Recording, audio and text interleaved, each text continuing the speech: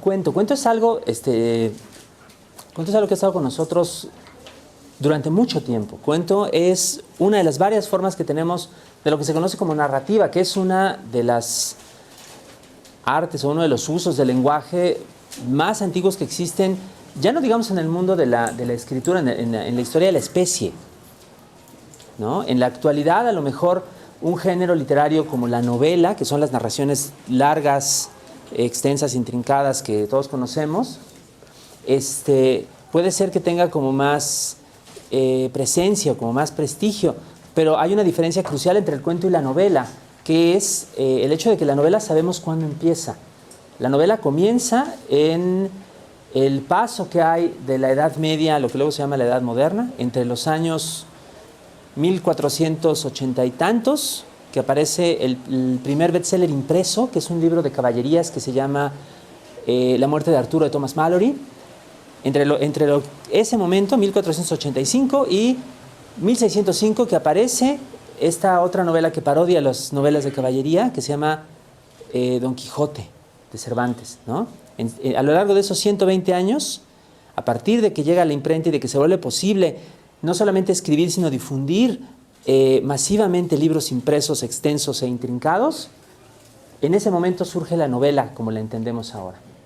Por otra parte, ¿cuándo surge el cuento? El cuento surge no solo antes de la invención de la imprenta, surge antes de la invención de la escritura. Aparece, hasta donde podemos verlo, porque obviamente no hay registros, aparece con el lenguaje, aparece con la facultad de las primeras comunidades humanas para representar y para dejar alguna traza de su pensamiento. Desde entonces tenemos historias, porque desde entonces estamos tratando de entender lo que nos pasa, el mundo a nuestro alrededor, las causas y los efectos de las cosas, refiriéndolas como narraciones, contándolas. Una narración es finalmente pues una relación de sucesos, una relación de hechos a lo largo del tiempo, ¿no? Todos los días hacemos eso nosotros mismos en nuestra vida cotidiana, ¿no? Me levanté en la mañana, desayuné, me lavé los dientes y fui a trabajar, fui a la escuela, ¿no?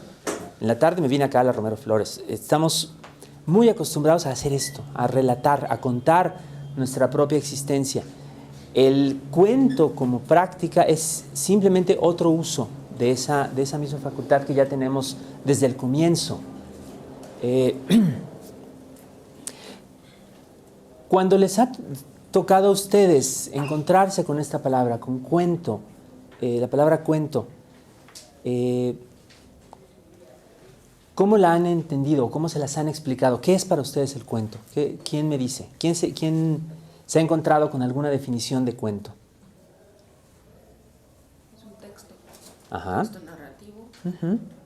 Que se encarga de, bueno, en realidad lo que hace es relatar hechos que tienen una relación. Y lo típico, ¿no? Que se divide en desarrollo, inicio, desarrollo y desenlace. Ok. Bien. Hay personajes. ¿Alguien más? Y puede ser oral y escrito. Ajá. De cualquier forma. ¿Alguien más? ¿Alguna otra característica? Sí. Es una situación en específico, una historia breve. Ajá. Es una historia breve y concisa, ¿no? Ajá. Puede ser ficticio o real. Ok.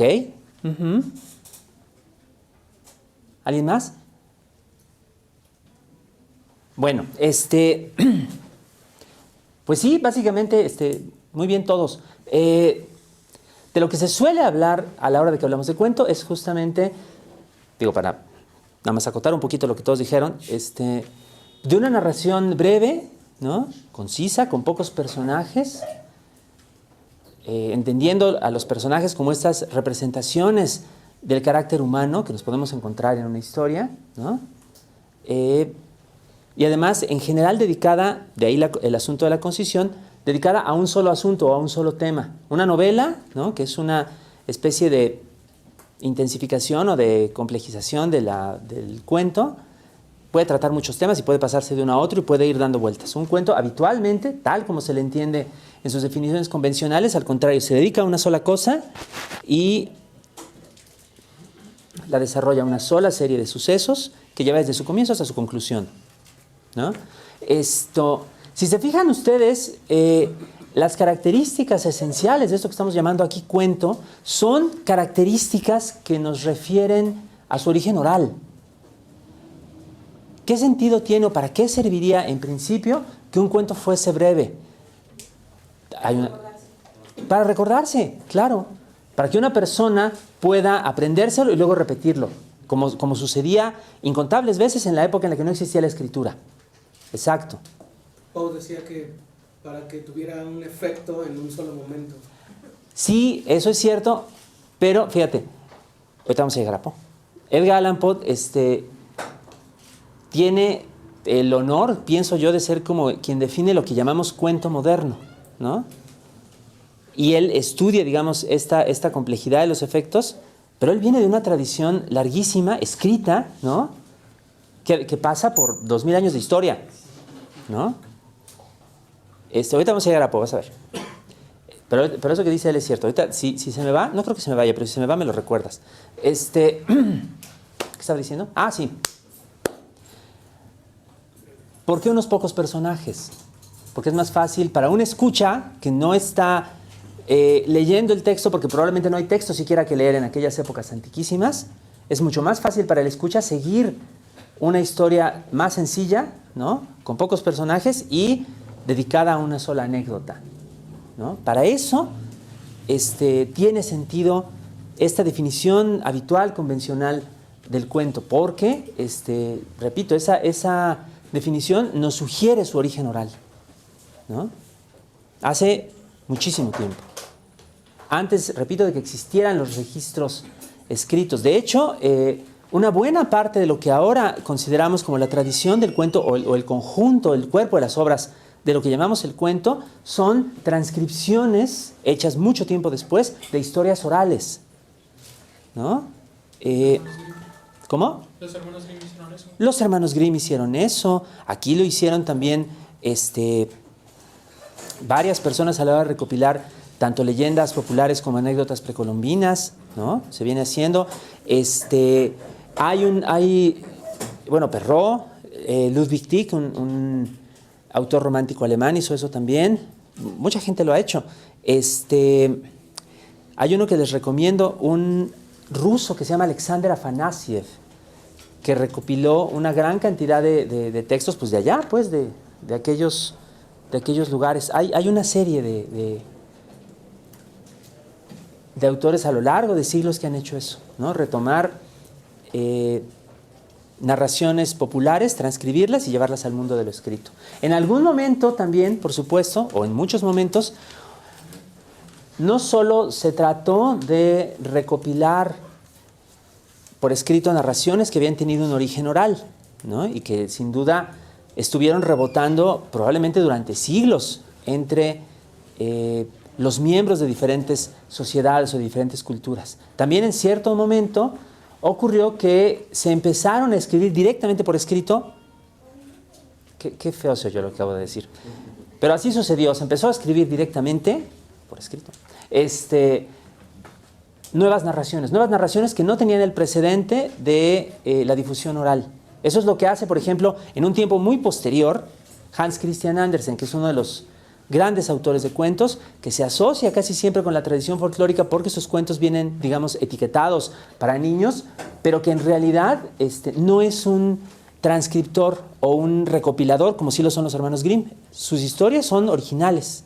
Se le ocurrieron a él, salen de su ronco pecho, nada más que se parecen muchísimo a las historias que se habían inventado por parte de comunidades a lo largo de siglos de las diferentes tradiciones orales de Europa, pues de donde él venía, ¿no? ¿Vamos bien hasta aquí?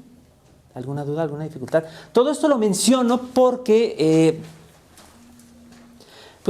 porque en muchas partes se insiste mucho en esta época, que como todas tiene unos prejuicios muy, muy raros, acerca de una especie como de inferioridad del cuento, y yo no estoy de acuerdo. A mí me parece que por mínimo hay que tratarlo con respeto, dado que es un anciano tan venerable, ¿no? Tiene su chiste, claro que sí. Eso es muy interesante de decir, porque de hecho ese es otro prejuicio, ¿no? La gente cree que es más difícil escribir una novela, ¿no? Cuando en realidad son cosas totalmente distintas, ¿no? Una novela es como una carrera de resistencia. Esa es una comparación clásica, mientras que un cuento son como los 100 metros planos. A ver, échenselos.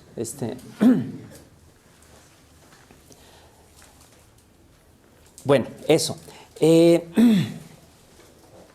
A lo largo de su historia, el cuento ha tenido una gran cantidad de transformaciones, una gran cantidad de modificaciones, porque por alguna razón pasa con el cuento como pasa con otra forma antiquísima del lenguaje, que es la poesía. Surge muy pronto en la antigüedad, seguramente eso sí salió a colación en su sesión anterior, y cambia, evoluciona, se adapta a toda clase de contextos, ¿no? Y llega hasta nosotros y nos acompaña, pues, a lo largo de una gran cantidad de transformaciones de las sociedades y las culturas humanas. Lo mismo pasa con el cuento. Aunque probablemente un habitante de la época de las cavernas se quedaría desconcertado de la conversación que estamos teniendo ahora y de todos los recursos con los que contamos para consignarla, ¿no? Probablemente entendería a la perfección lo esencial de la forma del cuento, ¿no? Y podría ver cómo se ha ido modificando, ¿no? No es solamente el paso, digamos, de la tradición oral a la escritura, es también, por ejemplo, la manera en la cual ciertas variedades o ciertas etapas de la hechura de la historia, del cuento, adaptan la idea del estilo literario, la idea de no solamente contar la historia del modo más escueto y parco posible y eficiente posible, sino de complicarla con todos los otros niveles de sentido que puede tener un texto, ¿no? Y que se van descubriendo a lo largo de los siglos, ¿no? Se habla de la estructura narrativa, se habla del estilo literario, se habla del uso de símbolos, de metáforas, de figuras retóricas. Todos estos elementos, todos estos ingredientes adicionales se le van echando en diferentes momentos al cuento y van cambiando su aspecto, van haciéndolo distinto y van idealmente adaptándolo a diferentes circunstancias. Uno de los cambios más significativos para nosotros que estamos platicando de este asunto en el siglo XXI es el surgimiento ya bastante tarde en la historia, bastante recientemente, de una encarnación, de una forma, de una iteración particular del cuento, que ahora ya podríamos llamar cuento moderno, ¿no? Y que no abarca pues gran cosa en la historia, unos 200 añitos nada más. Esa es la forma cuyo primer gran precursor, analista, teórico es Edgar Allan Poe, que mencionaba nuestro compañero. Pero antes de que continuemos con Edgar Allan Poe y el cuento moderno, un detalle que se me olvidaba. Vale la pena, y mejor hagámoslo de una vez, considerar algunos detalles pequeñitos en relación con términos que vamos a utilizar. El primero, en nuestra época, porque tenemos este complejo de inferioridad nacional y nos encanta traducir literalmente el inglés, estamos utilizando de una manera muy caprichosa una palabra traducida literalmente del inglés que es narrativa, ¿no? Narrative. Para todo se usa, ¿no? La han visto en las noticias, ¿no? Y aquí tenemos una narrativa de esto. Y hoy voy a controlar la narrativa de no sé qué. Y la gente ya la usa para todo y la usa de una manera sumamente imprecisa. Aquí en este contexto, en este saloncito, les propongo lo siguiente. Narrativa, para acotar un poquito su significado, para precisarlo un poco, digamos que es simplemente el conjunto de las historias, ¿no? El conjunto de las narraciones, ¿no? Narrative en inglés suele querer decir más bien narración, una sola, ¿no? O sea, no se traduce directamente como narrativa. Entonces, para empezar, usemos esa, ¿no? De esa manera. Para seguir, no sé si esto sea necesario, pero por si las dudas. Otra palabra que se usa con cierto desparpajo es ficción, que se usa mucho en relación con estos asuntos, ¿no? Aquí en México nos pasa algo muy raro. Hay gente que oye la palabra ficción, piensa que viene del inglés de fiction, ¿no? Y de inmediato piensa en ciencia ficción, en science fiction. Y luego piensa en science fiction y piensa en Harry Potter, y ahí ya se nos fastidió todo. ¿No? Fiction es simplemente otro modo de decir narrativa, o más concretamente, invención literaria para la narrativa, invención de personajes, invención de lugares, invención de sucesos. Narrativa de ficción es simplemente eso. El conjunto de todas las narraciones, digámoslo así, que inventan hechos, sucesos, personajes, lugares, ¿no? Que son las más que hay, ¿no? A los lados, digamos, de este terreno está la crónica, por ejemplo, ¿no? Que es otra cosa. Es la narración de hechos no inventados, de hechos vividos o presenciados, ¿no? Pero eso es otra cosa. Esos dos términos hay que considerarlos, ¿no? A la hora de meternos en estas honduras, simplemente para no hacernos bolas, porque luego pasa que confundimos la narrativa con la narrativa y la ficción con la ficción, ¿no? Y la rodilla con la rodilla y el pie con el pie y nos caemos, como decía Julio Cortázar. Pero bueno, hecho lo anterior, hay dos elementos esenciales también de toda narración. Uno de ellos, ya lo mencionamos un par de veces, personajes, ¿no? Representaciones de un carácter, una personalidad, una posibilidad de acción o de existencia humana, ¿no? Que habitan el mundo de una historia. Lo digo de este modo porque puede haber personajes no humanos, ¿no? Puede haber personajes que no tengan un cuerpo humano, puede haber haber animales que hablen como en las fábulas, puede haber extraterrestres, androides. Un cuento muy raro de Hans Christian Andersen tiene de personaje al cuello de una camisa, ¿no? Y así hay cantidades abundantes. El otro elemento, lo que podemos llamar el mundo narrado, ¿no? El entorno, el lugar en el cual transcurre una historia. Ese mundo narrado puede ser muy semejante al mundo o a nuestras percepciones del mundo en el que vivimos, ¿no? De la realidad que habitamos, o puede ser enormemente diferente. Puede ser un mundo mágico, puede ser el mundo de Macondo en 100 años de soledad, o puede ser la Tierra Media en las historias de Tolkien, puede ser lo que ustedes gusten, ¿no? Ese mundo, ese entorno está habitado por ciertos personajes. En ese mundo, marcado por las cosas que le ocurren, que hacen y que dicen los personajes, en ese mundo transcurre cierto tiempo, ¿no? Entonces ahí tenemos, bueno, de hecho, digámoslo así, tenemos tres elementos: espacio, tiempo y personajes. ¿Cómo entendemos lo que le sucede? Bueno, porque los hechos que tienen lugar a los personajes en el mundo narrado transcurren a lo largo de cierto tiempo y podemos ver la relación que tienen entre ellos, la relación de causa y efecto que puedan tener, ¿no? La sucesión de los hechos narrados, y esto es cierto para cualquier género narrativo, esto es cierto en el cuento, es cierto en la novela, es cierto en el cine narrativo, es cierto en los videojuegos, es cierto en donde ustedes quieran, en los cómics que narren historias.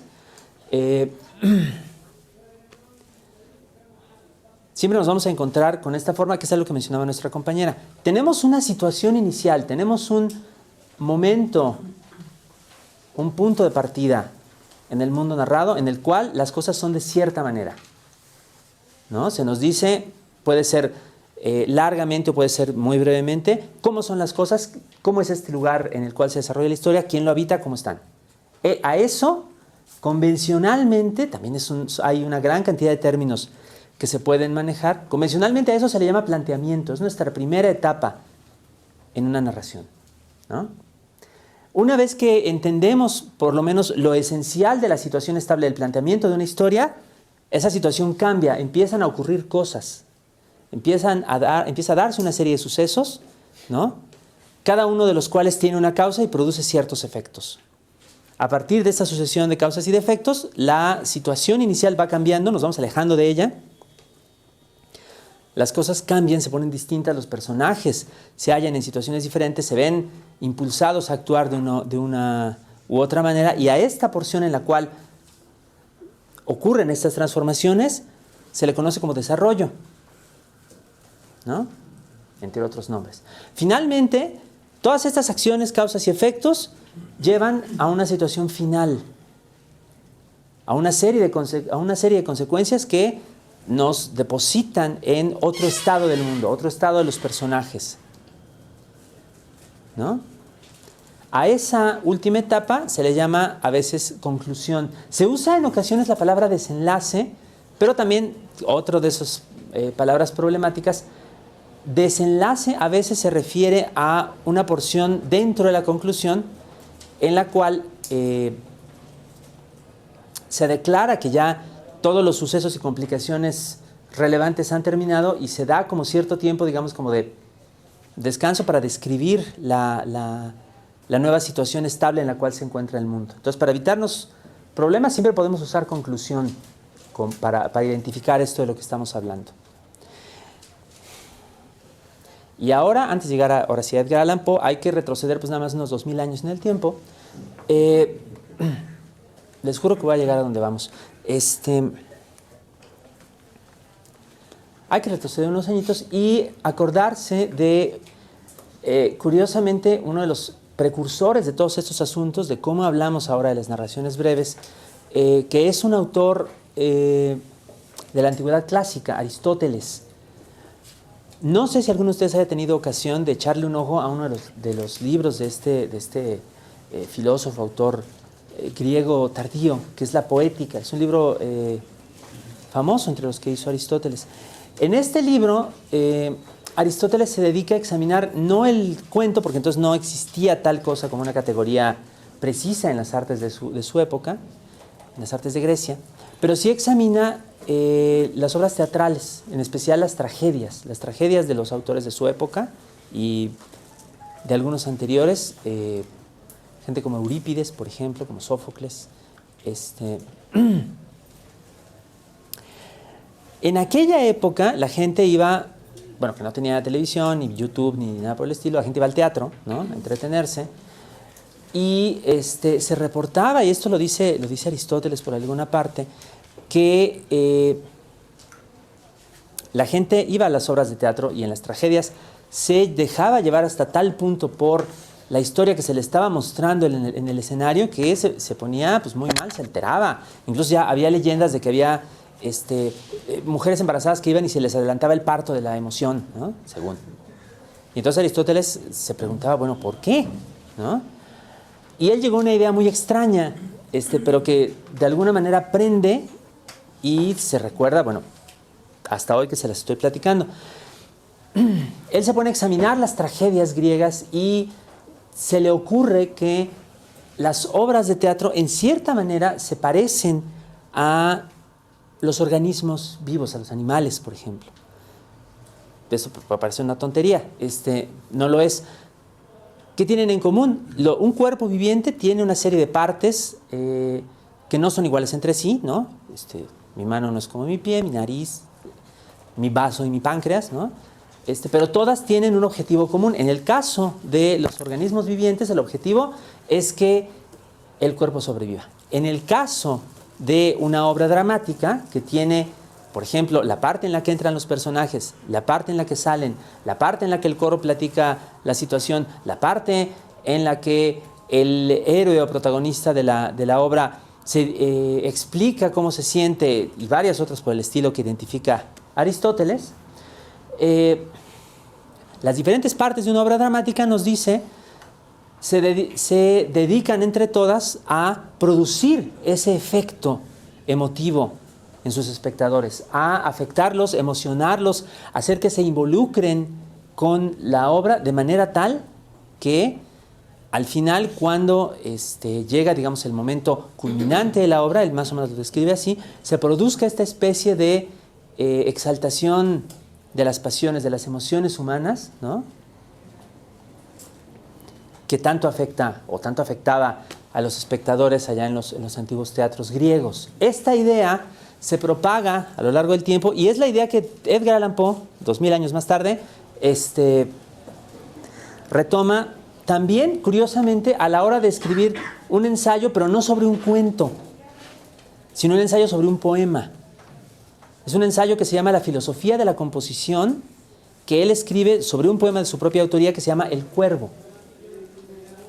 Fíjense cómo es la cosa, a lo mejor alguno de ustedes lo conoce. El Cuervo es un poema en el cual se cuenta la historia de un personaje que de una manera un tanto masoquista se tortura recordando a su amada perdida y se ayuda de un cuervo que le habla. Pues los cuervos hablan como los pericos, pero un perico habría sido muy ineficaz en esas circunstancias, ¿no? De hecho, Poe lo pensó, o sea, viene en el ensayo y dice que Poe se preguntaba, ¿qué haré? ¿Será un perico o será un cuervo que también puede hablar? No, un cuervo porque es negro, entonces es más lúgubre, ¿no? Imagínense un perico, ¿no? Se ha muerto tu amada y nunca volverá. No. Eso es lo que dice el cuervo, de hecho. Más o menos. Es un poema, digamos, muy famoso en la historia de la literatura y es un poema también muy famoso en la historia, en la biografía de Edgar Allan Poe, porque se sabe, es fama que Edgar Allan Poe lo iba a recitar en público, le pagaban por hacerlo. Tenía un gran talento, digamos, como declamador, diríamos ahora. Iba a los salones o donde fuera que quisieran sus servicios, vestido con su capote negro, ¿no? Su bigote, así su mirada toda intensa, entonces echaba el cuervo y todo el mundo se emocionaba mucho, más o menos como la gente se emocionaba en las tragedias griegas, ¿no? Edgar Allan Poe, con el éxito que tiene este poema, digamos, como en el mundo del espectáculo, ¿no? De alguna manera, escribe este ensayo, insisto, se ha titulado La filosofía de la composición, para describir cómo inventó el poema. ¿Quién sabe si exactamente lo hizo como dice en el ensayo? Hay quien cree que no, pero el chiste es que lo que él hace ahí es explicar cómo las diferentes partes de su poema, a pesar de que son distintas entre sí, están ordenadas y además acomodadas, situadas, armonizadas entre sí para producir este fuerte efecto emotivo al llegar al final, al llegar al momento climático, ¿no?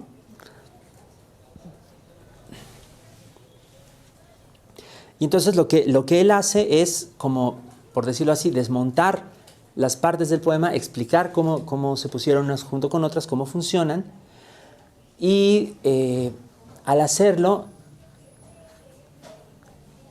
sienta una idea muy importante. Bueno, dos.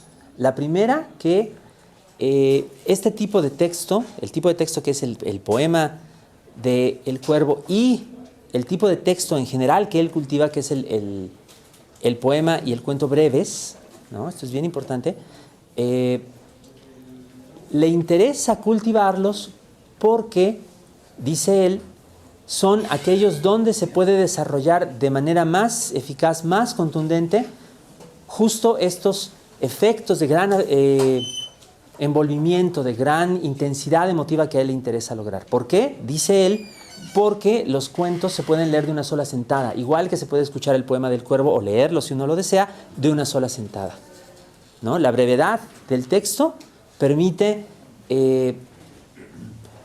leérselo uno entero, de un solo golpe, sin necesidad de interrumpirse para nada, y de manera tal que cuando uno llega al final, pues todavía se acuerda del principio, ¿no? Que es algo que no sucede necesariamente a la hora de leer una novela o de ver una serie en la televisión, en fin, ¿no? Conocemos ejemplos de narraciones más extensas. Al contrario, en las narraciones más compactas, ¿no?, ocurre esta posibilidad de máxima intensidad por la brevedad misma. Ahora, también, esto lo dice Poe en La filosofía de la composición y lo dice también en otro ensayo también curiosamente que no se trata de sus propios cuentos, sino de los cuentos de un colega suyo, Nathaniel Hawthorne, un gran autor estadounidense. En esos dos ensayos, el que se llama La filosofía de la composición y el que se llama Nathaniel Hawthorne, Edgar Allan Poe sienta como las bases de todo esto que estamos hablando. En fin, en esos dos ensayos, repito, dice él, tenemos la brevedad que facilita la intensidad y la consistencia de la narración, y tenemos también lo que él llama la unidad de efecto, que es lo que decía Aristóteles 2000 años antes, que todas las partes del texto están subordinadas al propósito de que llegando al final, al momento culminante, se produzca esta gran emoción, este gran envolvimiento del lector, en este caso, esta intensificación de lo que ahora en tiempos actuales se llama la tensión dramática, ¿no? Insisto, el envolvimiento, la compenetración, la preocupación o la emoción que uno siente acompañando las emociones de los personajes en una historia, ¿sí? Para Edgar Allan Poe, la única manera de lograr ese máximo de emoción es justamente por medio de una narración breve, por medio de una experiencia que pueda ser continua, que no requiera, como decía antes, interrupciones. Con estas ideas,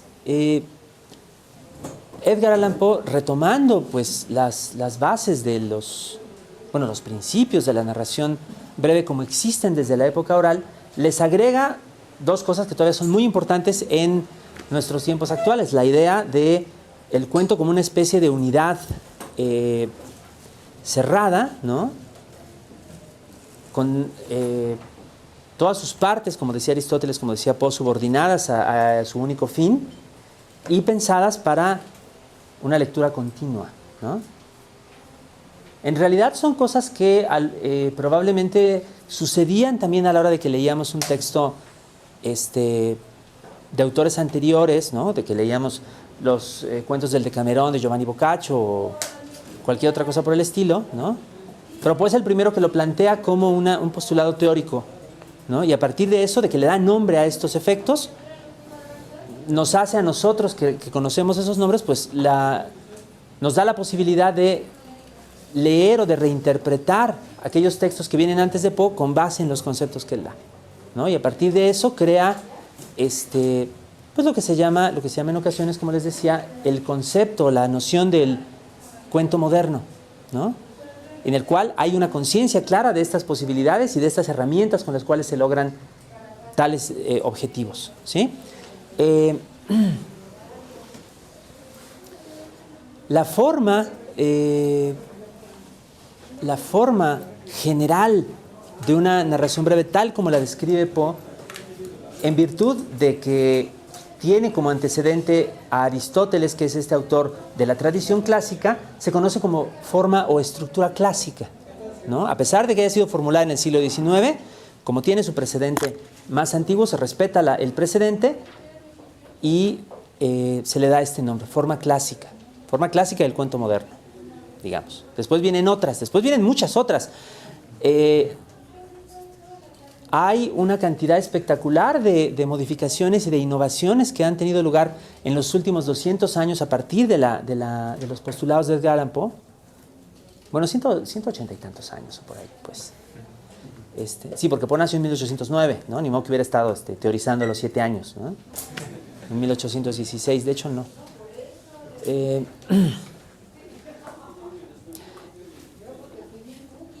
Ha habido una gran cantidad de modificaciones, de impugnaciones, de críticas de la forma clásica y se han inventado una gran cantidad de alternativas, ¿no? Algunas de esas alternativas, para seguir con este asunto de que a la hora de que hablamos de literatura se empiezan a usar los términos de una manera bien enredada, algunas de estas alternativas se han llamado formas modernas. Entonces tenemos la forma moderna del cuento moderno, ¿no? Y la forma clásica del cuento moderno, y luego tenemos la forma postmoderna del cuento moderno. O sea, es un enredijo espantoso. Al cual nos podemos asomar si así lo deseamos, pero bueno, vamos por partes. Rápidamente, si les interesa como una especie de muestrario de las posibilidades del cuento moderno más allá de la forma clásica, bueno, pues hay una cantidad espectacular de libros a nuestro alcance donde la podemos encontrar. Como mínimo, así como mínimo ínfimo, pequeñito, les recomiendo 2 libros mexicanos que son muestrarios tan buenos de posibilidades de lo moderno como cualesquiera otros. Uno de ellos es El llano en llamas de Juan Rulfo y señaladamente un cuento que se llama Diles que no me maten. Y el otro es Álbum de familia de Rosario Castellanos. Y en ese libro un cuento que se llama Cabecita Blanca.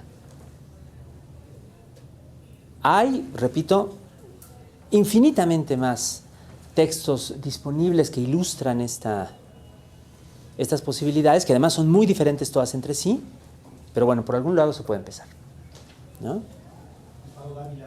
Bueno, sí, ¿no? Y Amparo Dávila, Francisco Tario,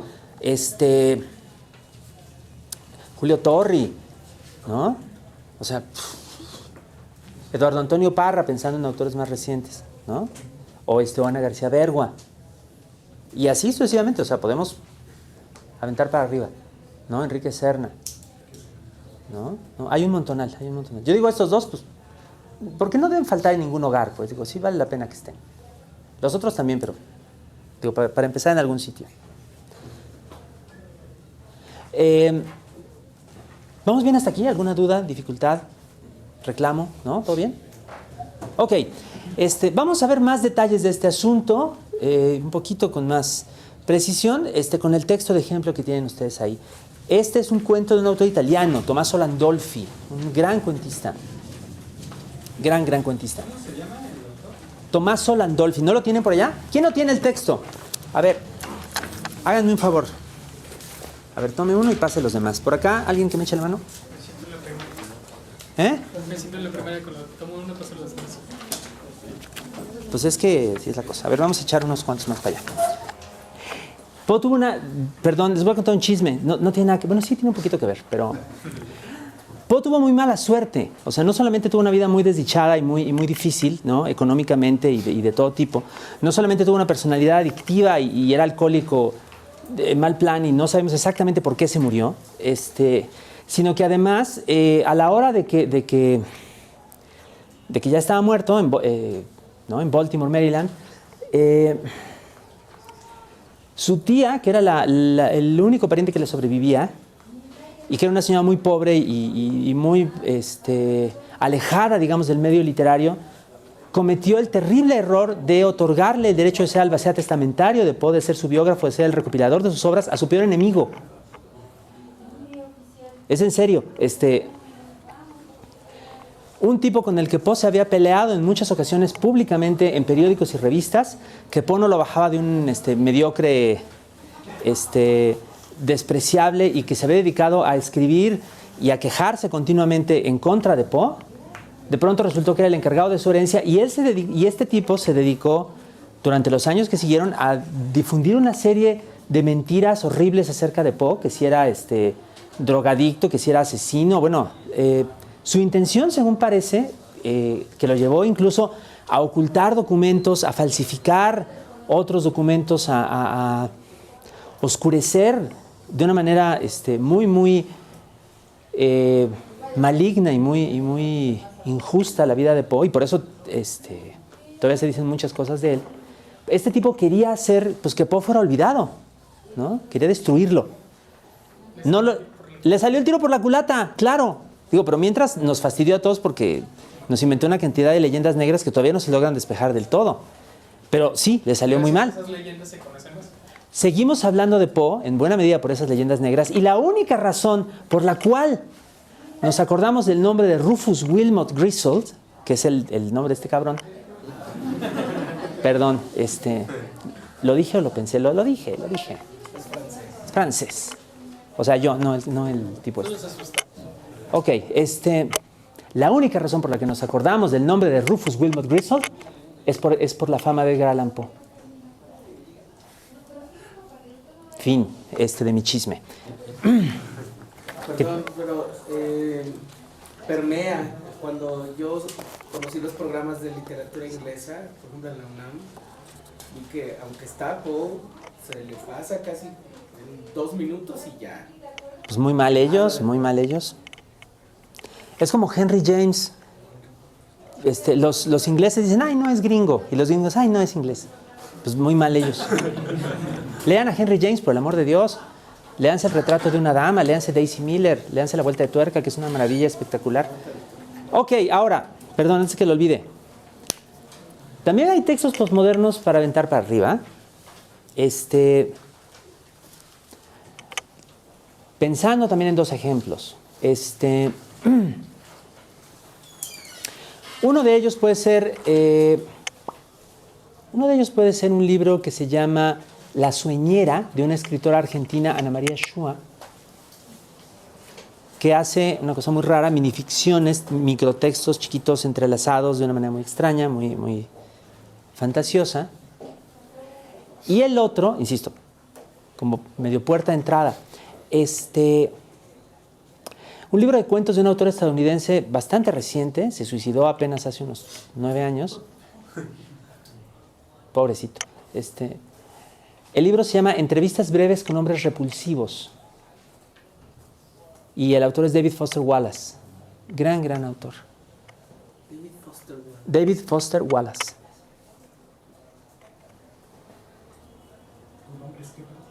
Con hombres repulsivos. De La sueñera, pues no les puedo decir un texto solo, porque de hecho el chiste es como leerlo todo y ver cómo se entrelazan. Y de Foster Wallace, en el libro hay un dístico, un texto en 2 partes, que se llama Mundo Adulto, que es una cosa muy interesante, porque es, digamos, las 2 partes son una sola historia, la historia de una pareja que tiene una serie de conflictos y de transformaciones muy curiosas y un poco kinkies. Pero la primera parte está desarrollada como una historia convencional y la segunda parte son las anotaciones para escribir la historia, sin desarrollar, como comprimidas. Entonces, en lugar de decir, Rosita llegó a las 2 de la mañana después de la borrachera a su casa, viene un renglón que dice describir la llegada a las 2 de la mañana de Rosita. O sea, es un texto que es como su propio simulacro, es una cosa bien loca, se los recomiendo encarecidamente. Ok, cualquier cosa, por favor, acuérdense, preguntas, dudas, quejas, lo que sea. Vamos a ver esto. El beso de Tommaso Landolfi, 1908-1979. No, 1909-1978, perdón, escritor italiano. A caballo un poco entre la modernidad y la posmodernidad. Hay varios textos de él. Hay un libro que no sé si esté circulando, que sacó Ciruela, que es una antología de sus mejores textos, que se llama Invenciones. Y de ese libro está tomado este cuento que se llama El beso. Este es un cuento clásico. Vamos a platicar del cuento clásico. Un poco más. Alguien, por favor, que se anime a leérnoslo, a empezar a leerlo. Lo demás lo seguimos con el texto, con la mirada. Y cuando se canse, pues ya que otra persona lo continúe. ¿Quién empieza? Adelante, por favor. El beso.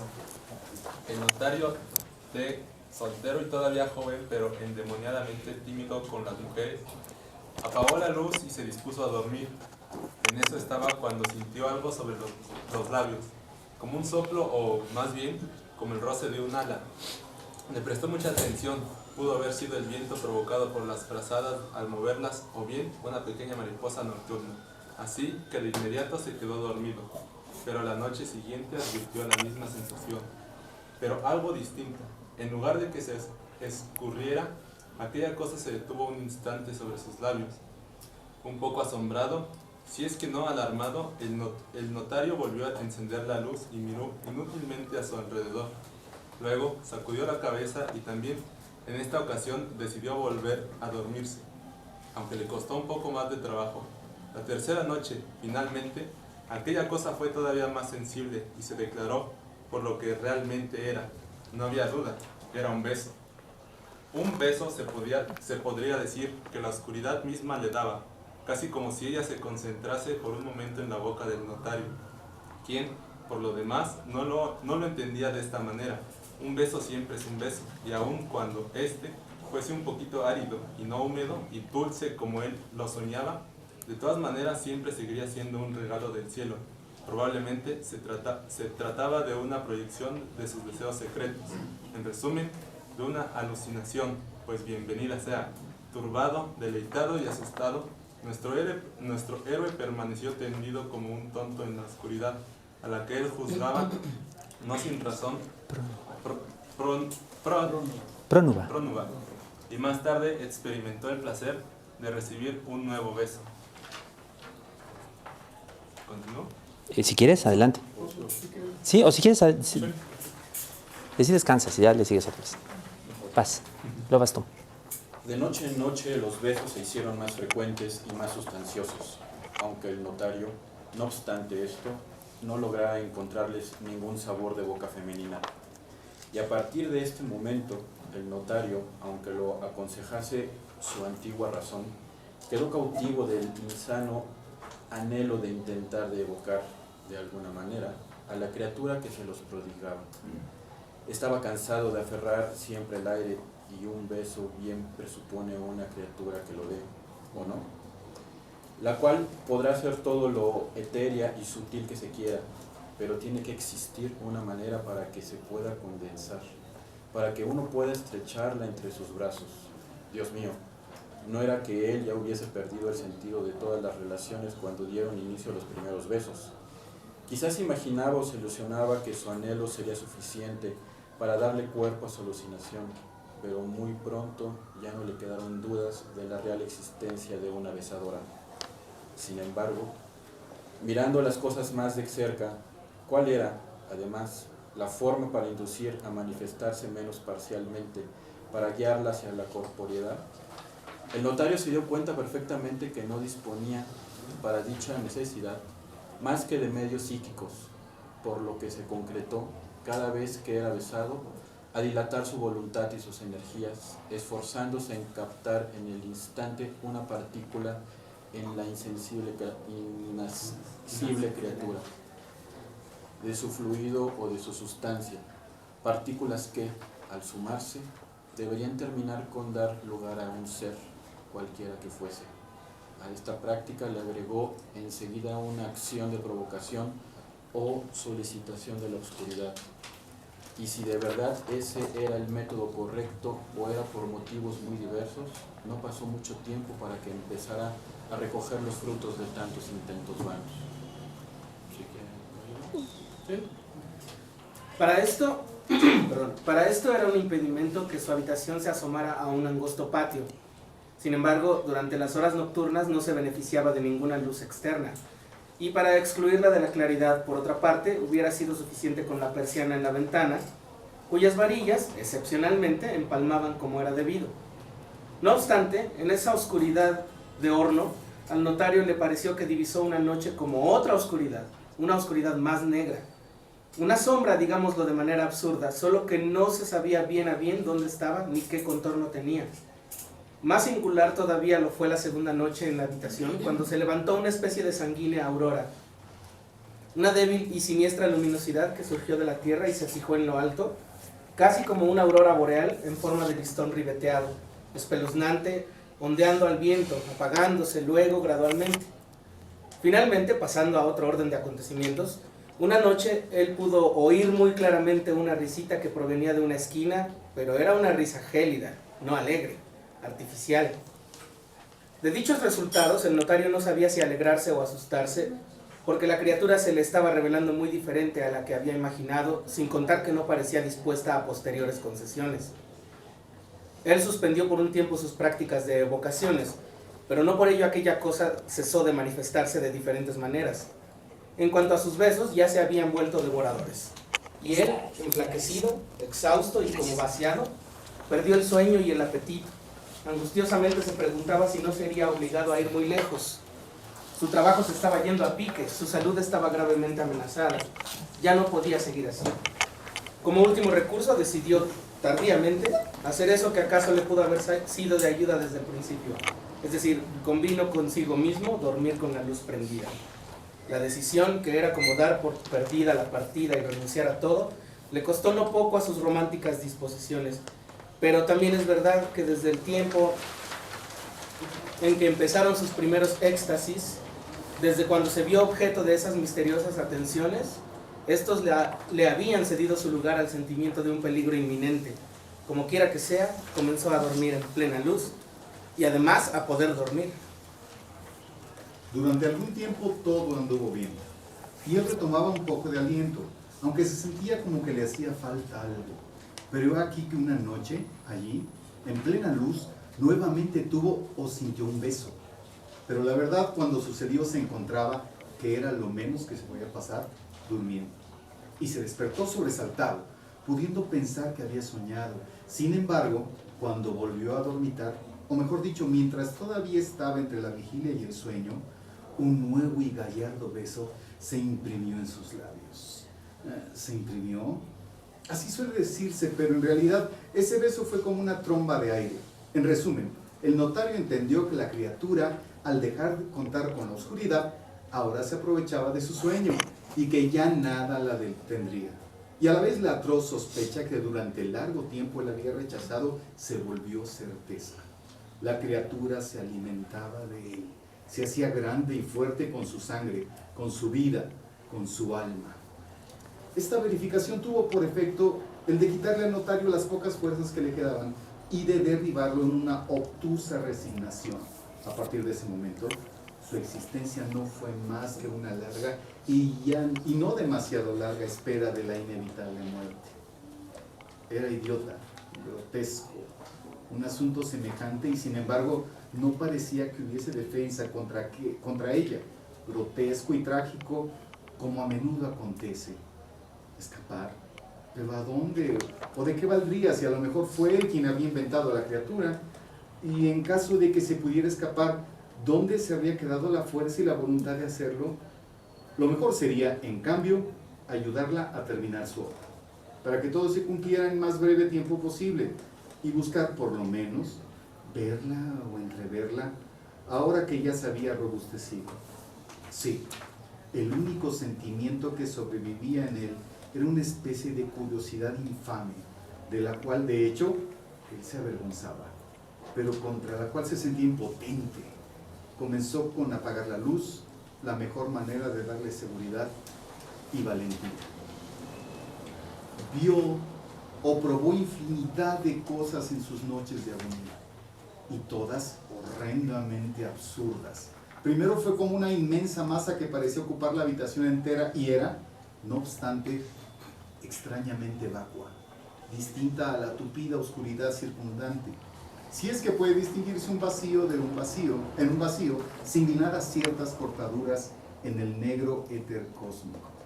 Ella hormigueaba de apéndices o zarpas o tentáculos que se plegaban y resurgían casi bajo la acción de un viento oculto.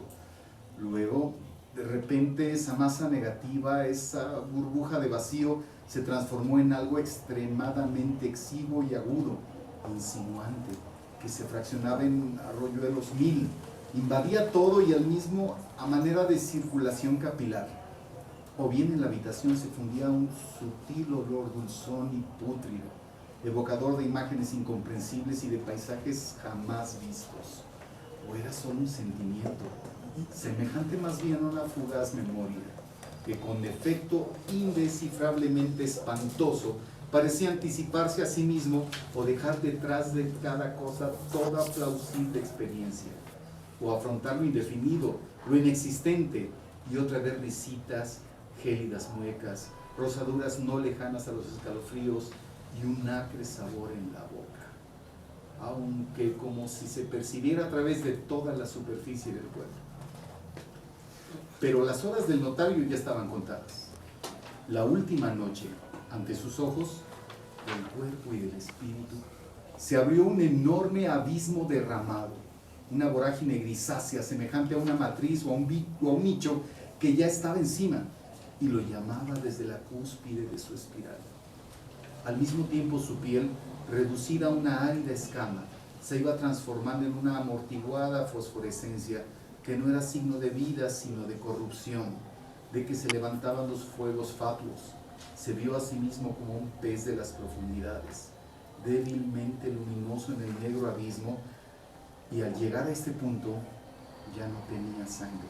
En su lugar estaba esa tenue luz que de allí a un instante también se apagaría. Era el fin. Se abandonó. Y quizá en ese último instante, como premio a su abandono, le fue concedido mirar cara a cara eso que le había succionado la vida y que ahora le arrancaba el supremo beso. Fue el fin. Y la criatura desconocida se levantó nuevamente del despojo vacío y corrió por el mundo. Muy bien. Muchas gracias a todos.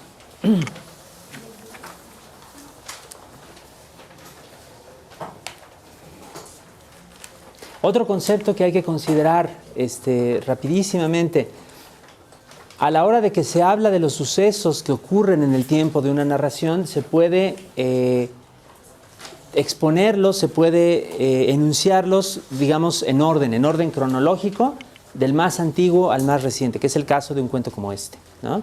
También, por otra parte, puede ser un cuento desarrollado de manera no lineal, que empiece como a la mitad de la acción y luego se vaya para atrás y luego se vaya para adelante, o que empiece por el final.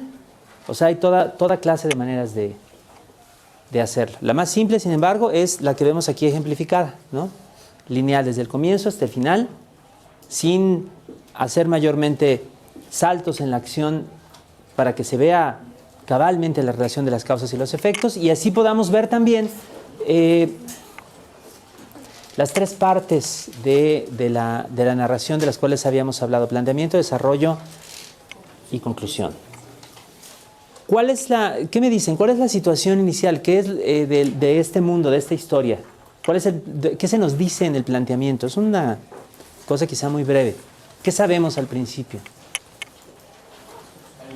Un hombre solitario que es tímido con las mujeres. Uh-huh. Muy bien. Sí, básicamente esa es la situación inicial.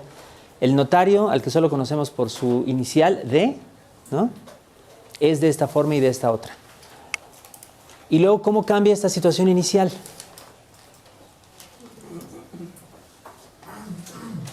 Con la acción del primer beso. Con el primer beso, exacto. ¿No? Bueno, pues que desde el inicio está estableciendo no cualquier cosa. Dice que es endemoniadamente tímido. Claro. Y ya está dando el pie a toda una serie de situaciones de alucinaciones o lo que uno pudiese plantear, ¿no? Bueno, pero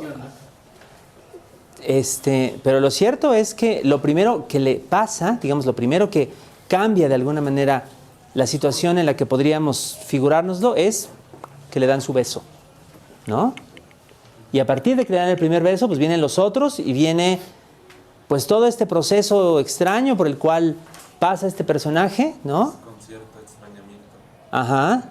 Resistencia, resignación, hasta llegar a la muerte. Ajá. Y entonces llegamos pues a la conclusión. ¿Cuál es la conclusión? El personaje se muere, ¿no? Y el personaje Y él eso se va a correr por el mundo, ¿no? Sea lo que fuere, no sabemos qué es. La criatura desconocida. Entonces, ahí podemos ver como muy claro, ¿no?, la diferencia pues entre el planteamiento y la conclusión de una narración, ¿no? Hay una serie de cambios, ¿no? Y podemos comparar una con la otra. ¿Cuál es la diferencia? Pues al principio el notario está vivo, al final ya no, ¿no? Al principio no sabemos siquiera de la existencia de la criatura, al final la criatura ya está por allá lejos, ¿no? No sabemos en dónde. ¿Sí está claro? Fíjense que si apartáramos estas dos porciones del cuento de Landolfi, las juntáramos, podríamos hacer esta comparación así muy claramente, o tan claramente como nos permita la información que se nos da. Pero para entender cómo se llega de una a otra necesitamos la parte en medio, ¿no? No es lo mismo contar un cuento como El beso de Tommaso Landolfi que decir, un día el notario D le dio un beso, poco tiempo después se murió. No, es cierto, pero lo que importa es lo del medio, ¿no? Es el tratamiento. Es el tratamiento de los hechos, pero también es la existencia o el detalle mismo de los hechos, ¿no? Si tuviéramos estos dos segmentos, ¿no? El notario vivo, el notario muerto, antes del beso y después del último beso, podría haber un montón de cosas, de historias diferentes en medio. Podría haber una historia que no tuviera un solo elemento sobrenatural, por ejemplo, ¿no? Podría ser un gángster, o podría ser un día que el notario, que era extremadamente tímido, se paró de su cama, se hizo su cereal, su café, se lavó los dientes, se puso la ropa interior, descubrió que su calcetín tenía un agujero, decidió que lo iba a remendar, agarró otro par del cajón, se puso los dos calcetines, se puso el pantalón, se puso la camisa, se amarró la corbata, no le salió bien, se lo tuvo que volver a amarrar, se puso el saco, no encontraba la cartera, se pasó media hora buscando la cartera mientras estaba cada vez más angustiado porque iba a llegar tarde del trabajo, y posteriormente, por fin la encontró, se la guardó en el bolsillo del saco, abrió la puerta de su departamento, bajó los 4 tramos de escalera que llevaban de su departamento hasta la entrada de la calle, salió y en ese momento lo atropelló un coche. Exacto, le estaban dando resucitación cardiopulmonar y se murió. Tan. O sea, podría haber sido cualquier cosa, ¿no? Pero precisamente el sentido que tiene una historia no es nada más el comienzo y el final. El sentido que tiene es el trayecto, ¿no? Y lo que sucede en el trayecto. No es posible en una narración como esta, ya que decías al principio de esta exposición que se requería que fuera concisa, que tuviera un impacto de todos estos asuntos, que le dejaras al lector que él vaya completando las ideas que tú estás poniendo. ¿Existe eso en el cuento? Eso está ocurriendo en este cuento. El cuento, por ejemplo, jamás nos dice, aunque nos dice que el personaje está tendido en la cama, pero jamás nos dice que es una cama, ¿no? Esto puede parecer una tontería, pero te juro que no lo es. Dice que sí. No seas así. No, sí. Estoy de acuerdo con lo que dices. Todo texto, incluso el texto más explícito y más complaciente, está apelando en cierto momento al conocimiento común que tiene el autor con los lectores, ¿no?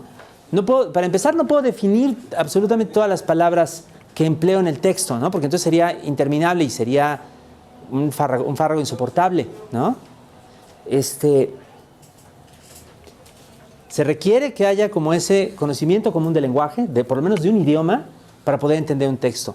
Si esta hoja estuviera en húngaro, yo no entendería una palabra, ¿no?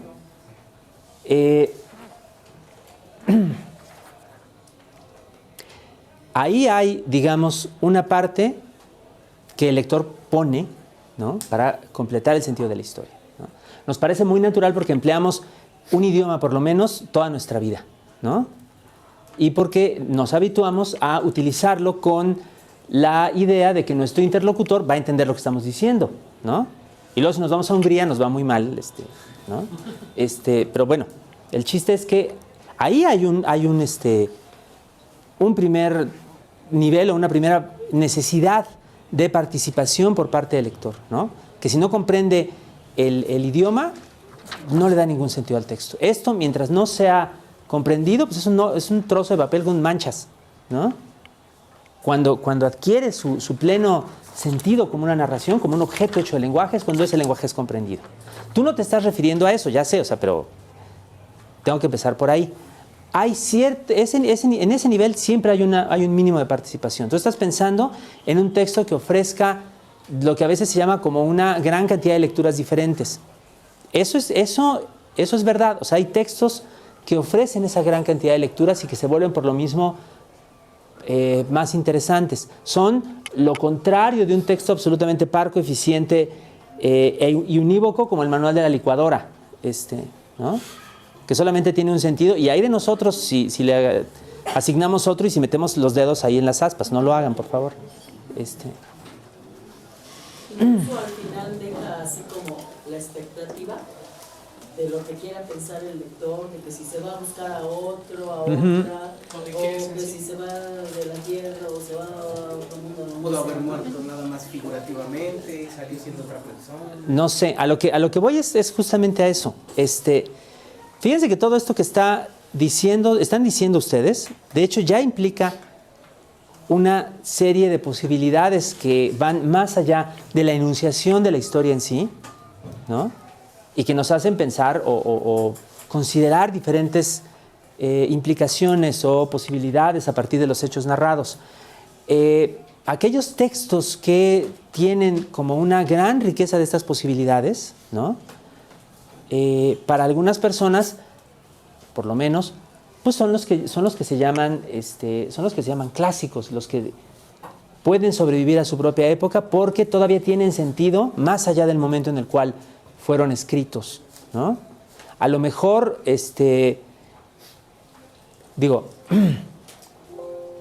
a lo mejor no hay ninguna manera de relacionarnos directamente con las necesidades inmediatas de un personaje de una obra de William Shakespeare, por decir algo, pero si es Romeo y Julieta, pues entendemos más o menos cómo estos chavos pues, se juntan, les da el calorcito, se enamoran, ¿no? Y cómo son capaces de rebelarse en contra de sus familias que se odian, ¿no? Sí, ya saben la historia de Romeo y Julieta, ¿verdad? Sí. Ya saben que se mueren al final. No, porque el spoiler. ¡Spoiler! Claro. Ni modo. Acuérdense, no es nada más el final lo que importa es el trayecto. A rose by other name would smell as sweet. Pero bueno, volviendo al asunto, perdón. No se me ha olvidado, nomás estoy mencionando. Las lecturas plurales, las lecturas diversas que da un gran texto, esto es bien importante, dependen del texto. Tienen como base lo que el texto está diciendo. ¿Qué quiero decir con esto? Esto ocurre en muchas ocasiones, por ejemplo, en las escuelas o en los talleres de escritura, que varios de ustedes habrán tomado alguno. Se presenta un texto pues, que tiene problemas de redacción, que no se entiende lo que dice una frase, que está como chuequito ahí un término que de alguna manera tiene problemas, digamos, en el nivel en el nivel básico de la inteligibilidad, que no se entiende, ¿no? Entonces, bueno, las personas que están reunidas en el taller, pues lo comentan, dicen aquí no se entiende, no sé qué pasa, no sé quién está hablando aquí, no sé para dónde fue, ¿no? Y entonces es muy humano, es muy natural, yo lo he visto infinidad de veces, pues que suele pasar que en el entorno de taller, una persona que lleva un texto y es objeto de críticas, pues a veces se espanta, ¿no? Se siente atacada, aunque no lo sea. O sea, hay gente que es muy mala onda, pero les juro que yo no, en ese contexto, pues. Pero hay gente que de todas maneras se siente atacada a la hora de que se critica algo que hizo, y entonces una reacción clásica, cuando ocurre este tipo de problemas es que... Es justificar. Es decir, es que yo quería que el lector lo interpretara a su manera. Eso es de manual. Eso es de manual, o sea, es clásico. Ese es otro clásico, es otro tipo de clásico. Y entonces lo que hay que decir es lo que yo estoy diciendo aquí. El texto que tiene una gran variedad de interpretaciones es el texto inteligible. Es el texto que a partir de que dice algo nos impulsa a pensar más allá de él. No al revés. O sea, porque cuando el lector se le da la tarea de entender o medio entresacar lo que el texto no está diciendo, entonces pues el texto no funciona. Simplemente porque a lo mejor el lector no quiere, a lo mejor el lector simplemente dice, esto no lo entiendo, fuera, ¿no? Entonces, con esto trato de responder la pregunta. Sí, pero se parte del texto. Y la gente que escribe tiene que acordarse muy bien, aparte de cualesquiera otros intereses, deseos u obligaciones que tenga o que desee imponerse, uno esencial a la hora de escribir es hacerse responsable de lo que el texto está diciendo. Para que a partir de eso que está diciendo tenga el sentido que pueda tener para otros. Eso es. Sí. En cuanto a moderno, todo eso, ¿cómo podríamos...? Yo veo aquí una cierta similitud con el almohadón de plumas de Quiroga. Ajá. Solo que ella, sí, Quiroga da una explicación al final. Era esto. Ajá. Pues aquí también da una explicación. Es una criatura desconocida y sobrenatural que se lo comió. Pero Se fue. no en el sentido ya tan preciso como lo hace. No, creo que, bueno, no sé. No, bueno, lo que le interesa a Landolfi, más bien, es dejar la duda de qué podría haber sido, ¿no? Ajá. La implicación es que se trata de un ser sobrenatural, pues, ¿no? Que no tiene forma, que es como incorpóreo, que de pronto produce unos efectos extraños y que acaba siendo como una especie de vampiro, ¿no? Aunque no sea un vampiro, pues no tiene su corbatita, ni, ¿no? Su frac. La vida. Le chupa la vida, ¿no? O sea, no le chupa la sangre, pero le chupa la vida. Exacto, gracias. Ahora, pero sí, perdón, sí, sé a dónde vas, espérame, a lo que voy es a esto. La idea de que haya una explicación natural acorde con las leyes de la física y de la biología, como las entendemos convencionalmente, de los hechos, ¿no? Que es lo que separaría a un cuento como El almohadón de plumas de Horacio Quiroga de un cuento como El beso de Tommaso Landolfi, no es una cuestión de forma.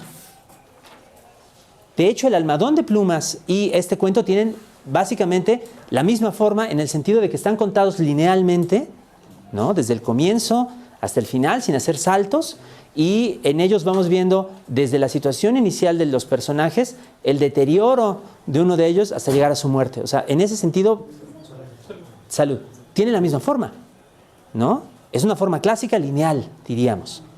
Lo que cambia es el contenido, y particularmente un aspecto del contenido que es si existe o no una explicación natural de los hechos. En este caso no existe, en aquel sí. En este caso, digamos, los dos cuentos, en la medida en que hablan de emociones semejantes, de efectos emotivos semejantes también en nosotros lectores, podríamos decir que son cuentos de horror. Pero en el caso de Quiroga es un cuento de horror, digamos, natural, ¿no? Y en este es un cuento de horror sobrenatural, ¿no? Podríamos decir. Pero esa es la diferencia. Es una diferencia de contenido, no de forma. Como el vampiro de Emilia Pardo Bazán, ¿no? Como el vampiro de Emilia Pardo Bazán, como qué sé yo, una historia un poco más intrincada. Un cuento que se llama Una historia de las montañas escabrosas, de Edgar Allan Poe, en el cual también hay un personaje que muere desangrado, pero hay una cosa como muy rara porque no se sabe si murió desangrado por unas sanguijuelas o si estaba repitiendo una muerte que había tenido en otra vida pasada, ¿no? Ya les conté el final. En fin.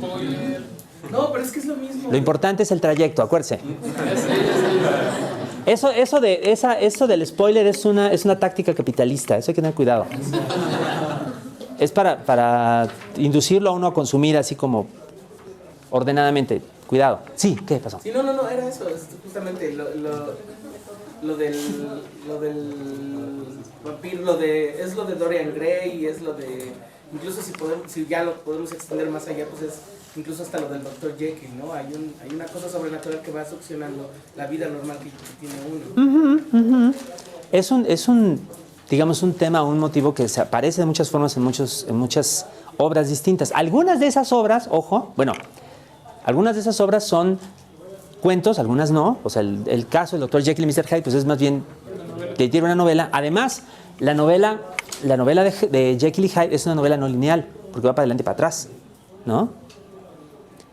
Todas esas diferencias son diferencias formales digamos, en diferentes historias que comparten como estos elementos comunes. Lo digo así porque me interesa mucho aclarar esto. Cuando hablamos de la evolución del cuento, hablamos de la evolución de la forma del cuento, no del contenido. A lo largo de toda la historia del cuento, a lo largo de toda la historia de la literatura, tenemos todos los temas, tenemos todos los enfoques, tenemos todas las explicaciones o faltas de explicaciones que podamos imaginarnos. Tenemos historias de las que ahora llamamos de imaginación fantástica, en las cuales ocurre lo sobrenatural e inexplicable, y tenemos también historias donde ocurre todo de una manera perfectamente en línea adecuada, obediente de las que llamamos las leyes naturales y las leyes que gobiernan a las sociedades y al mundo como lo conocemos. ¿Sí me explico? Hay que hacer esa distinción porque, insisto, de lo que estamos hablando es de forma. Los recomiendo. Nos podríamos pasar aquí días enteros si es que nos alcanzara el vigor. Podría salir toda clase de ejemplos de esto. O el primero que se me ocurre, porque en algún lado hay que llegar. Un cuento que tiene básicamente la misma forma que este, pero no tiene ningún suceso sobrenatural y que se puede examinar paralelamente. Un cuento de Mario Benedetti que se llama Retrato de Elisa. Está en internet, pues. Es como abre un grifo y sale un cuento de Mario Benedetti. ¿No? Es el primero que se me ocurrió. Ese cuento, desde el principio hasta el final, la vida de un personaje y su progresivo deterioro, en el cual no ocurre ningún suceso ajeno a las leyes naturales, y uno puede entender cabalmente que es la misma forma que estamos discutiendo aquí. Insisto, hay 1.000 millones más, pero ese fue el primero que se me ocurrió. ¿Más preguntas? Hablaba de Dorian Gray, el compañero, pero sería novela, ¿no? ¿No sería cuento? ¿O qué sería? Buena pregunta. Pues le tira un poquito más a... Fíjate, es que yo creo que el retrato de Dorian Gray es suficientemente breve, a lo mejor para estar en una zona misteriosa que se conoce como novela corta, donde están también cosas como Aura de Carlos Fuentes, o Salón de Belleza de Mario Bellatín, o un montón más. Es una especie de género híbrido, pues anfibio. Se puede leer de una sola sentada, pero tiene esta característica de ser más intrincado que un cuento convencional. Incluso lo hicieron película. No, pero eso es aparte. No, hay cuentos hechos película. De hecho, y en esto también hay que hacer esta consideración. Habitualmente se tiene la idea, o cuando se habla de, por ejemplo, de adaptaciones de la literatura al cine, ¿no? Se piensa que, digamos, lo natural sería agarrar una novela y convertirla en un largometraje, mientras que un cuento sería más naturalmente un cortometraje, ¿no? Pero en realidad no es así. No solamente hay una gran cantidad de cuentos adaptados como películas de largometraje, sino que además, ¿cuál es el elemento en común que tienen un cuento y un largometraje? Que los dos se pueden ver de una sola sentada. La experiencia de ver un largometraje es más cercana a la experiencia de leer un cuento que a la experiencia de leer una novela. Telenovela. Esa es otra cosa. No, bueno, lo más cercano a la lectura novelesca en los medios audiovisuales son las series, que son por episodios, ¿no? Todos ustedes habrán visto alguna por ahí. A lo mejor son de los que les da por un atascón y de pronto se avientan una noche entera viendo una temporada de lo que sea, ¿no? Sí, se echan su Netflix, Jessica Jones y Agentes de S.H.I.E.L.D. o lo que sea, pues. O sus doramas coreanos o qué sé yo. Ya sí los conocen, ya los vi. Perdón. Pero en principio, esas historias fragmentadas, hechas por incrementos, su forma es la de una novela, no la de un cuento, ¿no? Sí. Perdón. ¿Los qué? Los escritos de Sherlock Holmes, bueno, ¿serían cuentos o sería una novela? Pues hay de dos, o sea, hay 3 novelas grandes que son Estudio en Escarlata, El signo de los 4 y El sabueso de los Baskerville, ¿no? Y hay un montón de cuentos. Sería una mezcla de los dos. Bueno, es suficientemente largo, ¿no? ¿Cómo qué? El Valle del Terror también es como... Tienes razón, El Valle del Terror puede ser también novela, podemos considerarla también novela. Ok, 4. Y bueno, pero fíjate, ahí lo que pasa es que las historias de Sherlock Holmes no son, en cierto sentido, una obra concebida desde el principio como una unidad. Ahora la vemos así y en casa de ustedes hay una cajita muy bonita que es todo Sherlock Holmes, ¿no? En una edición de estas baratas, pero qué bonito libro. Pero Arthur Conan Doyle no la hizo así. O sea, se aventó El Estudio en Escarlata, le fue bien, se echó El signo de los 4, le fue más bien todavía, se aventó El sabueso de los Baskerville, empezó a escribir cuentos porque le pedían más historias de Sherlock Holmes. En una historia que de hecho no está al final del ciclo, sino como a la mitad, que se llama El problema final, se muere Sherlock Holmes. Ya. Pero todo el mundo sabe que se muere. Todo el mundo sabe que se muere Sherlock y todo el mundo sabe que en la siguiente historia regresa y ya se explica cómo sobrevivió, porque los lectores le mandaron amenazas de muerte. Hasta en la película pasa. Y en la serie de la BBC, que está muy buena. Oye, y por eso no extraña, perdón, que Paco Taibo haya revivido a Velasco Arán también. Ah, sí, seguro, claro. Yo creo que Paco tenía perfectamente presente el precedente, ¿no? No habrá final feliz. No habrá final feliz. Sobre el cadáver de Velasco Arán Shane seguía lloviendo, así termina, ya se los dije. Pero en la siguiente novela, que es Regreso al mismo ciudad bajo la lluvia, Velasco Arán Shane está vivito y coleando, y ni lo explica además, y me vale gorro, ya y sigo vivo, ¿qué más me da? Ahora sí, perdón. Sí, nos ilustraste acerca del asunto de los cuentos fantásticos y de ficción en contraposición con el asunto de lo objetivo, de lo científico, de lo comprobable. ¿En dónde pondríamos los cuentos japoneses? O por ser tan cortos, ¿serían más bien poesía? ¿Qué cuentos japoneses? No sé, se me ocurre un koan del cuento del sapo, de la vida del sapo. Ah. Entonces, que le canta a la luna, luego en el otro texto dice que vuelve a aparecer la luna, pero ya no hay quien le cante. Dos cosas. Todo es ficción. O sea, La sombra del caudillo de Martín Luis Guzmán es ficción. Porque no es un tratado de historiográfico, es una novela inspirada en hechos históricos, pero en la cual Martín Luis Guzmán se da licencia de inventar cosas. Entonces ya desde que está inventando, es ficción. O sea, es invención de sucesos, de personajes, etcétera, ¿no? Aguas. O sea, puede haber ficción realista y puede haber ficción fantástica, ¿no? Ahora, esos textos muy breves que se encuentran en tradiciones como el koan, como el haiku, son textos que se vuelven difíciles de categorizar porque ocurre un fenómeno muy chistoso en el mundo de la escritura justamente cuando se va compactando, cuando se va volviendo más y más breve. Cuesta más trabajo determinar con precisión qué puede ser y el contexto o la presentación cuenta más. O sea, tú podrías presentarle a una persona una serie de koans, una serie de tankas figuradas como una narración y podría pasar. Podría resultar creíble. O podrías presentarle a alguien una serie de minificciones muy líricas, por ejemplo, de Ramos Sucre, de José Antonio Ramos Sucre, un gran autor venezolano del siglo antepasado, y decirle que es poesía, ¿no? Uno de los grandes precursores de la minificción en México es un libro de Julio Torri que se llama Ensayos y Poemas, donde en este momento de la historia lo vemos y no encontramos ni ensayos ni poemas, porque todo se ve como minificción. O sea, pasa algo muy raro cuando uno llega a esas profundidades de lo muy pequeño, porque cuesta trabajo, los textos como que se deslizan. Estoy de acuerdo, pero mi pregunta en este caso es aprovecharme de tenerte en la interlocución, porque yo estoy detectando que si hoy por hoy en este planeta de casi 8.000 millones de habitantes, el principal referente de lectura es el Twitter, y tienes solamente unas escasas líneas en las que puedes sacar algo, me parece que eso va a tener que tener una injerencia definitiva en lo que se va a tratar de exponer en cuanto a ideas y situaciones. Híjole, el presidente de Twitter estaría muy agradecido de escuchar lo que acabas de decir, pero yo creo que eso es acierto hace 5 o 6 años, ahora ya no.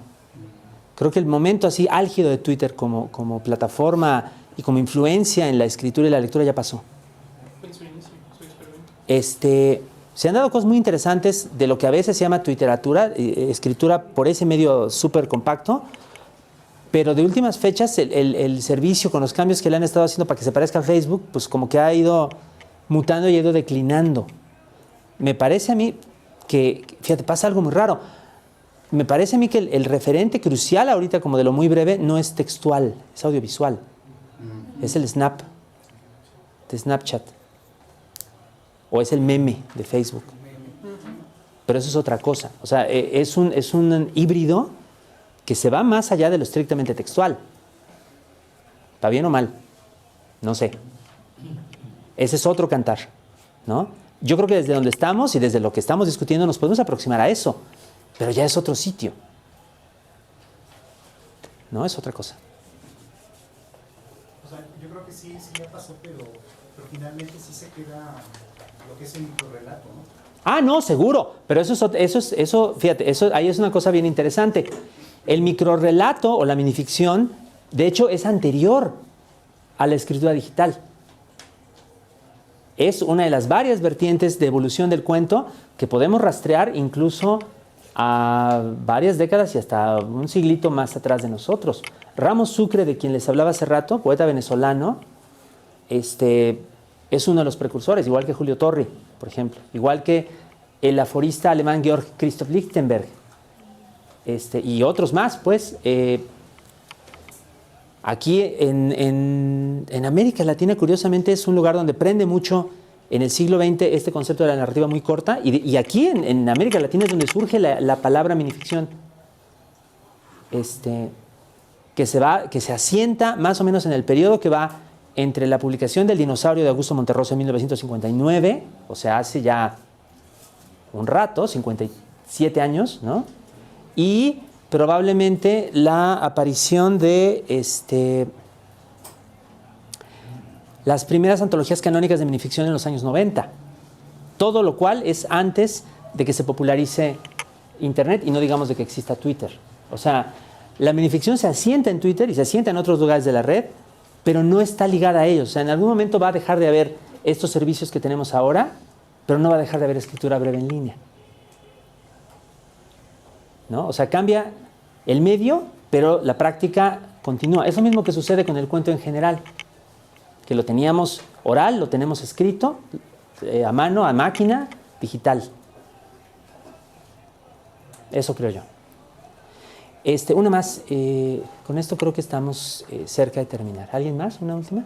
En cuestión de lo que es el personaje, en el cuento, ¿qué tanto es arrastrado o arrastrada el cuerpo del personaje a lo que es la circunstancia? Porque, por ejemplo, en lo que es este cuento, en lo que es, por ejemplo, que también se parece el retrato oval de Poe. Exacto.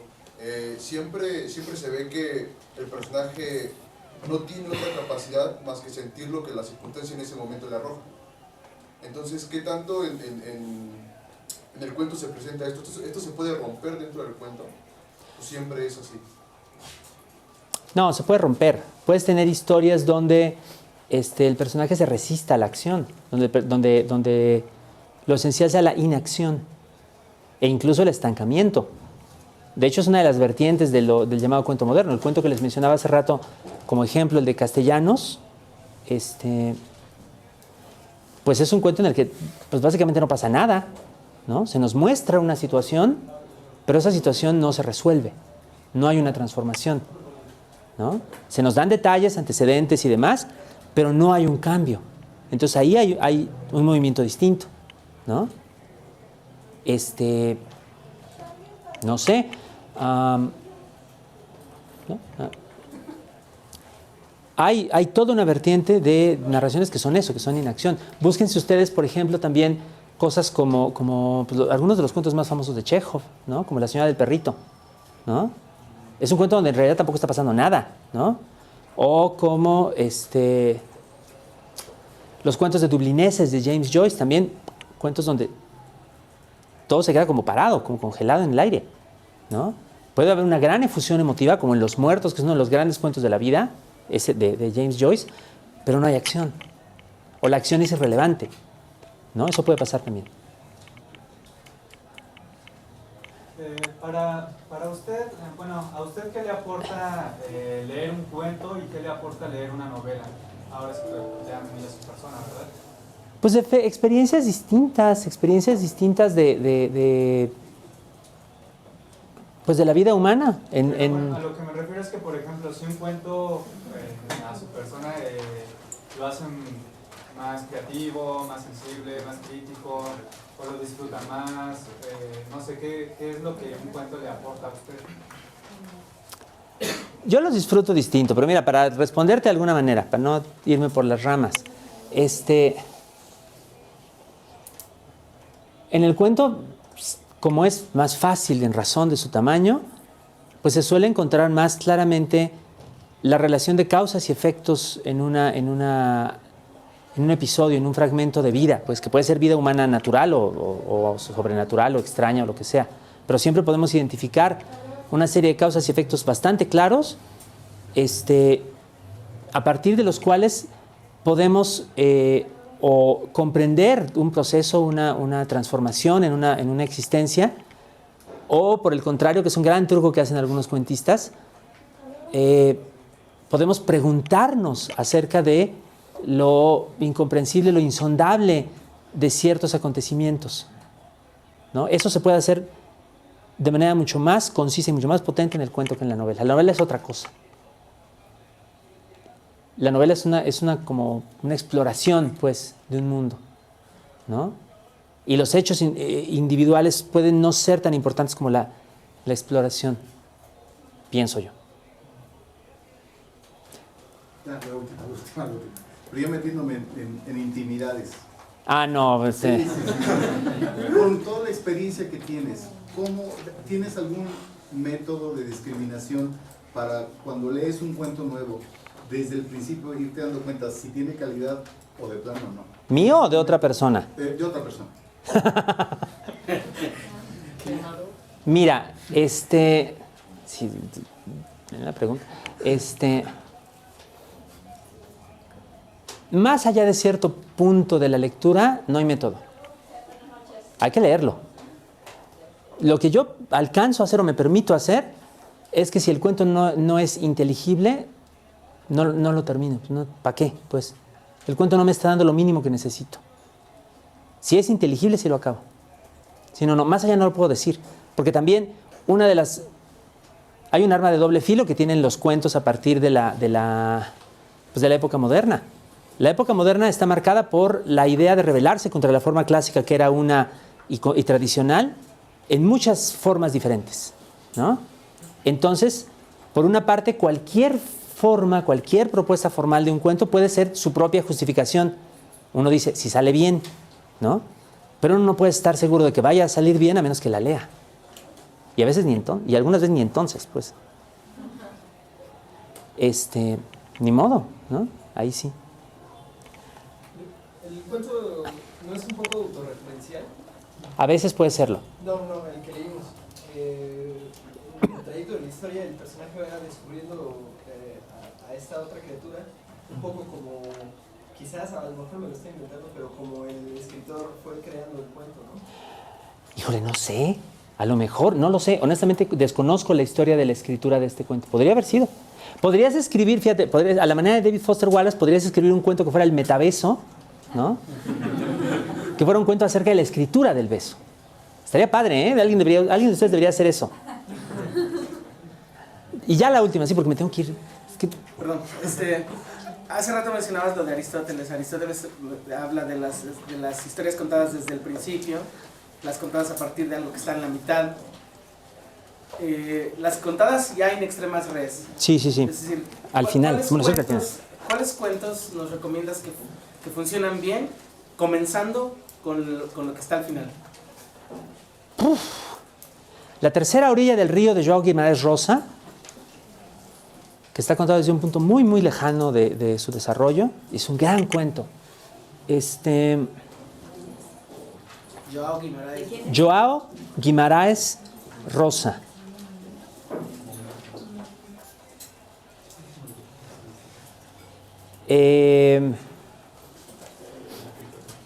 ¿Cuál será?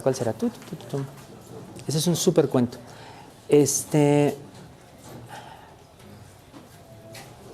Ahorita que me voy a acordar de otros 20. Pero bueno, mientras, de lo que sí me acuerdo, hay un cuento que tiene algo distinto, ¿no? Que es un punto de vista móvil.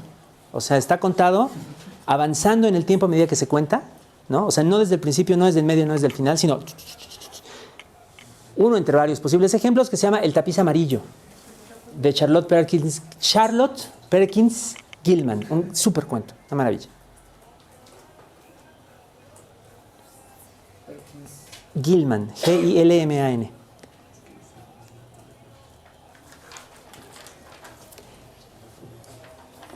Y otro similar. Bueno, estoy haciendo un poquito de trampita, pero sí vale la pena. Un cuento que se llama Enoch Soames. Enoch Soames. La Callejuela Tenebrosa también. Bueno, Mazo, porque es... Ok. La Callejuela Tenebrosa, damas y caballeros. Sí, por favor. ¿Qué? Puede ser cuento, puede ser novela corta, no sé qué es, pero léanlo, por favor. Es de un autor belga, muy bueno. Claro, que se llama Jean Ray. Jean Ray. También, internet. Cuentazo, una maravilla. Además tiene unas acrobacias bien padres formales y es de horror, entonces tiene todo. Guimaraes Rosa, el cuento se llama La tercera orilla del río. Súper cuento. No, La muerte tiene permiso. Todavía pasan cositas después del texto. El cuento es el planteamiento del problema, ¿no? Con el cacique. Y la sorpresa. Pero empieza ya cuando están... Pero no lo sabes, o sea, no sabes que vas a retroceder. O sea, no es estrictamente in extremas res, que sería en el último momento posible. ¿No? Muchas gracias por sacar a colación el in extremas res, que no se menciona mucho. Por mi parte, bueno, les agradezco. Espero que esto les haya servido de algo. Espero no haber estado muy ininteligible. No lo estuve. Y bueno, cuando gusten me pueden encontrar, no solamente acá en Actividades de la Brigada, que siempre vengo con mucho gusto, sino también pues en línea, en Twitter, ¿verdad? En Facebook. Ahorita en un ratito me lanzo porque los martes hago una transmisión en línea con mi esposa, la también escritora Raquel Castro, en Periscope, que es otra de estas redes de ahora. Entonces nos toca, hoy nos toca. Y pues ya, muchas gracias a todos.